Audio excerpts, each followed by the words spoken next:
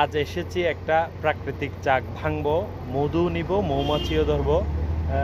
এর ভেতর কিন্তু চাকটা করেছে, দেখাবো একটু চাকটা কোন পজিশনে আছে। দেখুন এখানে কিন্তু চাকটা করেছে, নিচে একটু করে খুলে আপনাদের দেখাবো কি অবস্থা। দেখুন চাকটা কিন্তু এখানে করেছে মৌমাছির শঙ্খ আছে, মোটামুটি অনেক পুরনো চাক, কিন্তু চেষ্টা করব আস্তে আস্তে এই চাকটা এখান থেকে বের করার, দেখা যাক কি হয়। একটা তক্তা কিন্তু এখান থেকে খুলেছি, আর একটা নিচের তক্তাটাও খুলতে হবে, যাতে করে আমি দেখতে পারি চাকটা কতটুকু লম্বা। দেখুন চাকটা নিচের তক্তাটাও কিন্তু খুলেছি, পুরো চাকটাই কিন্তু দেখা যাচ্ছে অনেক বড় চাক, অনেক বড় চাক। এছাড়াও পুরনো হয়েছে, অনেক চাক কিন্তু নষ্ট হয়ে গেছে। পুরনো হলে মৌচাকগুলো মচমচা হয়ে যায় এবং নষ্ট হয়ে যায়। এবার চেষ্টা করব আস্তে আস্তে ভেঙে এখান থেকে মধু নিব এবং মৌমাছিগুলো ধরার চেষ্টা করব। দেখুন এখান থেকে কিন্তু আমি চাকগুলো নিয়েছি আস্তে আস্তে, এবং চাকগুলো নিয়ে মৌমাছিগুলো ঝুড়িতে রেখেছি, এবং অবশিষ্ট চাকগুলো কিন্তু এখানে আছে, যেগুলো ডিম লার্ভার চাক, এগুলো কিন্তু বক্সে বেঁধে দিব, এবং এখান থেকে যে অংশটা মধু করেছে ওইটা আলাদাভাবে নিয়ে ফেলবো। এই মৌমাছিগুলো কিন্তু সেফলি ক্যাপচার করতে হবে, নতুবা এগুলো কিন্তু চিপা চাপার ভিতরে যদি ঢুকে যায় সেক্ষেত্রে কিন্তু আমরা মৌমাছি আয়ত্তে নিতে পারবো না। যাই হোক, এখানে ধৈর্য ধরতে হবে এবং আস্তে আস্তে সব মৌমাছিকে বক্সের ভিতরে ঢুকাতে হবে। চেষ্টায় আছি, দেখা যাক পরবর্তীটা। এইখানে আসলে এই জায়গা দিয়ে কিন্তু চাকগুলো কেটেছি, দেখেছেন। এছাড়া কিছু মৌমাছি এখনো বাহিরে আছে, আর কিছু মৌমাছি নিচে রয়েছে। চেষ্টা করব আরও কিছু মৌমাছি ভেতরে ঢুকানোর জন্য।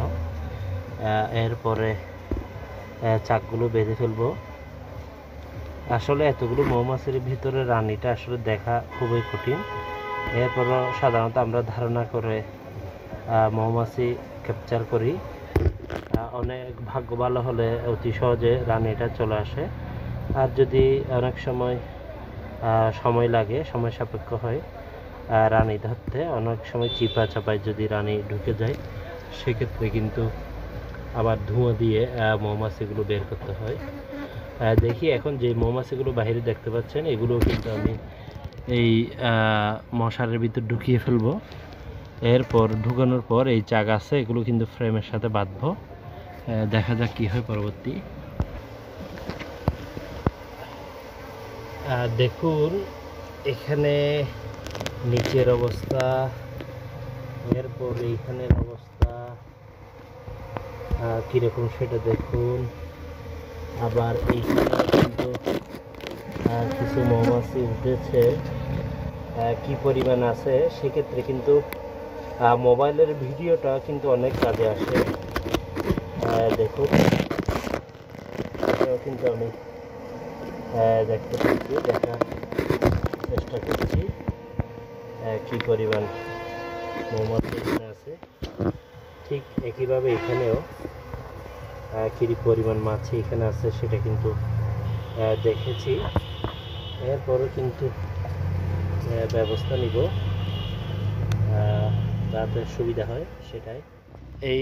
এখানে কিন্তু ভালো চাক পেয়েছি দুইটা, বক্সে বাঁধার মতো, কিন্তু নষ্ট হয়ে গেছে পুরনো। দেখুন এখন এই দুইটি চাক ফ্রেমে আস্তে আস্তে বেঁধে দিব, যাতে মৌমাছিগুলো ওইখানে তাদের চাক তৈরি করতে পারে। দেখা যাক পরবর্তী।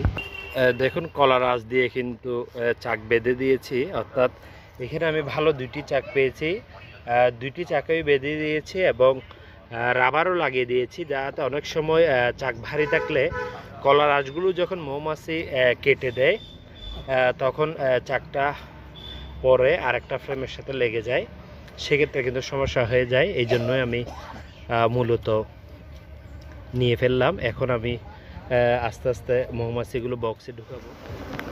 সম্ভবত রানী এখান থেকে বের হয়েছে।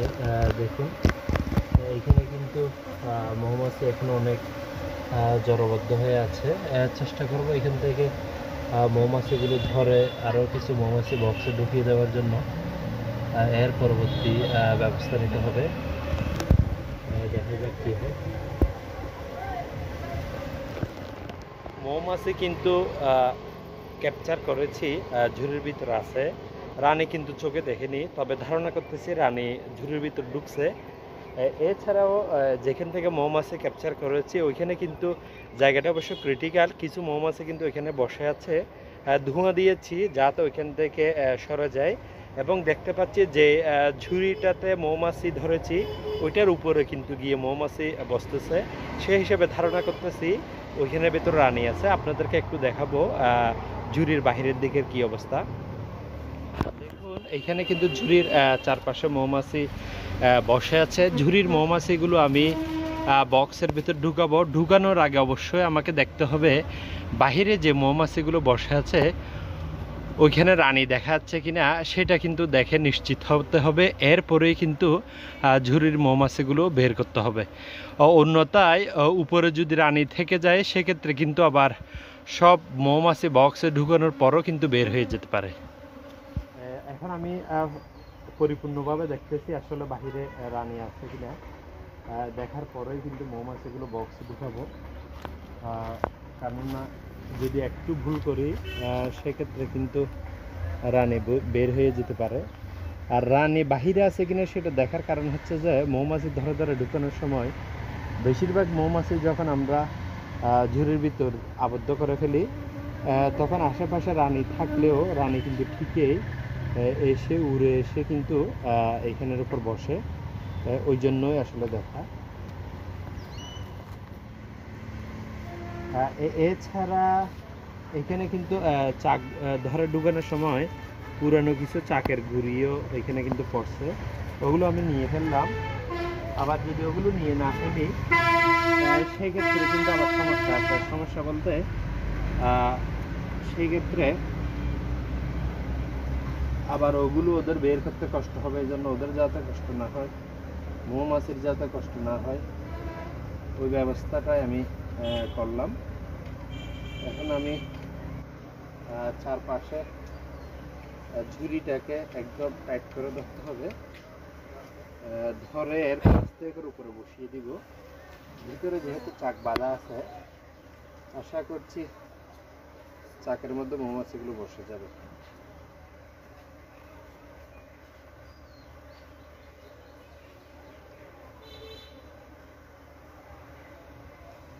সেক্ষেত্রে তার এক হাত দিয়ে এটা একটু ধরো উপরের দিকে, আমি এদিকে ঝুড়ির মশারিটা একটু টেনে দিই,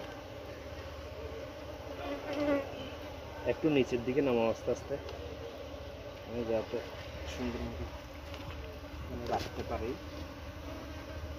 কারণ আসলে সবসময় আরেকজনের হেল্প পেলে কিন্তু সেক্ষেত্রে একটু সুবিধা হয়।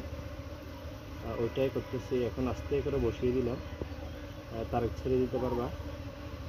এখন মৌমাছি যাতে আস্তে আস্তে আস্তে আস্তে এখানে বসে যায় সেটাই এখন চেষ্টা করছি।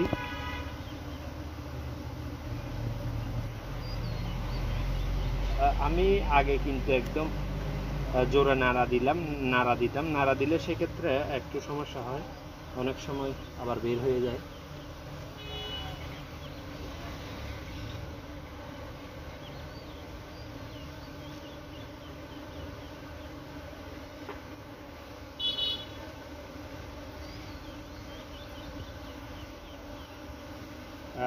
এখন কিন্তু আস্তে আস্তে একটু নাড়া দিলে মৌমাছি কিন্তু ঝুড়ি থেকে একদম চাকের ফ্রেমগুলোতে কিন্তু বসা যাবে।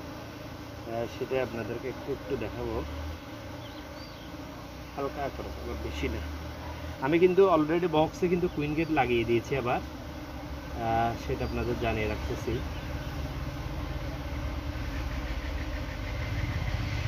এখানে কিন্তু একদম বসিয়ে দিলাম। ঝুড়িটা একটু টেনে দিচ্ছি যাতে রানিটা আস্তে করে একদম বসে যায় সেটাই।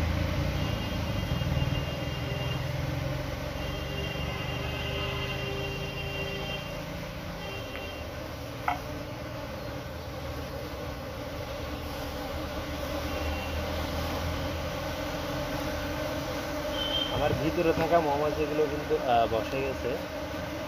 এরপর মৌমাছি কিন্তু অলরেডি কুইন গেট দিয়ে ঢুকা আরম্ভ করতেছে। একটু দেখুন নিচের কুইন গেটে কিন্তু দেখুন মৌমাছি এদিকেও কিন্তু ঢুকতেছে, এছাড়া উপরেও বসে আছে। মৌমাছি একটু শান্ত হলেই কিন্তু আমি উপরে ঢাকনাটা বসিয়ে দিব, সেটা একটু খেয়াল রাখার ব্যাপার আছে, তাড়াহুড়া করা যাবে না।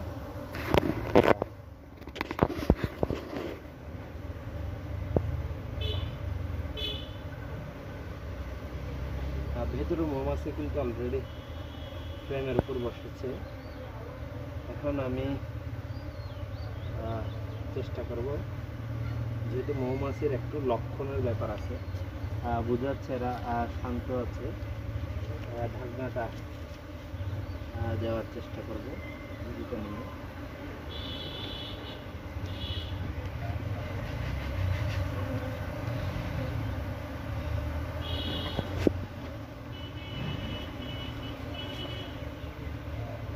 কিন্তু অলরেডি ঢাকনাটা খুলে নিয়েছি। পাশাপাশি এই ঢাকনাটা আসলে বসানোর সময় অবশ্যই সতর্ক থাকতে হবে মৌমাছি যাতে চাপা না করে। এদের লক্ষণটা পজিটিভ, অর্থাৎ পজিটিভ বলতে মৌমাছি ঢুকতেছে ভিতরে, সেক্ষেত্রে আমি তাড়াহুড়ো করতেছি না।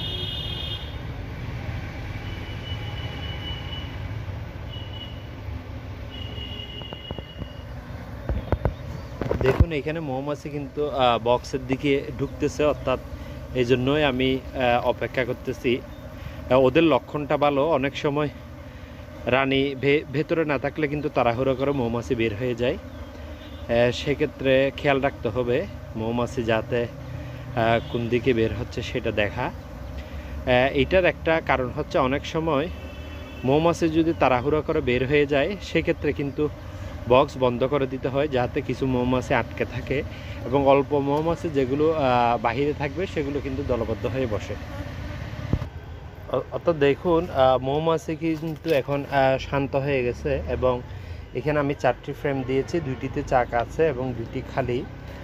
মৌমাছি ভেতরে বসেছে এবং আশেপাশে যে মৌমাছিগুলো ঘোরাঘুরি করছে এগুলো কিন্তু ইতিমধ্যে চলে আসছে, এখানে বক্সে ঢুকতেছে। যেহেতু আমি যেখান থেকে ক্যাপচার করছি এর আশেপাশে যেহেতু মৌমাছির বক্সটা বসাবো, সেক্ষেত্রে এইখানে আমি সন্ধ্যা পর্যন্ত রাখবো। সন্ধ্যার পরে যেই পয়েন্টটা আমি বক্সটা দিব ওইখানে কিন্তু আমি নিয়ে যাব মৌমাছিগুলো। তা বন্ধুরা চেষ্টা করেছি আজকে মৌমাছি ক্যাপচার করার ভিডিওটা আপনাদেরকে শেয়ার করার জন্য।